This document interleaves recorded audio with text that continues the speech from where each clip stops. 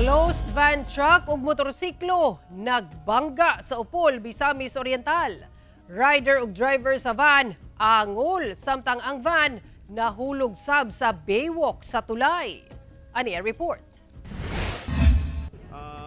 Maayong pagkahulog niining usa ka closed van truck nga nabalintong na sa baywalk ubos sa Tabok Bridge sa lungsod sa Upol sa Misamis Oriental. Sa kuwang video sa netizen nga si Jamal Joe Sapurani, kita sab ang motorsiklo nga nakaengkwentro sa mong van truck nga natumba na sa National Highway. Kita sab sa video ang rider sa mong motor nga nagbuyod sa dalan ug gitabang sa pipila ka mga residente duol sa lugar. Samtang ang driver sa truck, swerteng wala na ipit sa nahulog nga sakyanan ug luwas ra. Sa investigasyon sa kapulisan, gikan sa Iligan City among closed van truck, samtang gikan sa Cagayan de Oro City ang motorsiklo.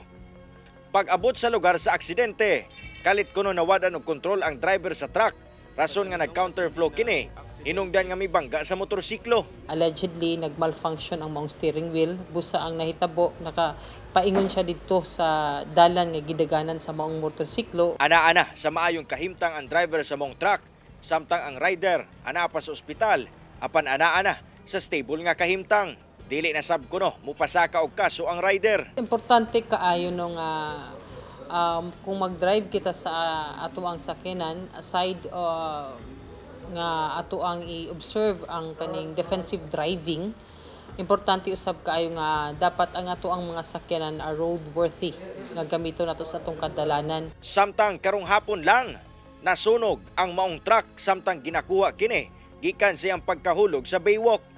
Hinoon, gilayong nakaresponde ang BFP ug naaksyonan ang insidente. Kauban si Jaybert Pairat, Cyril Chavez. 1 Mindanao.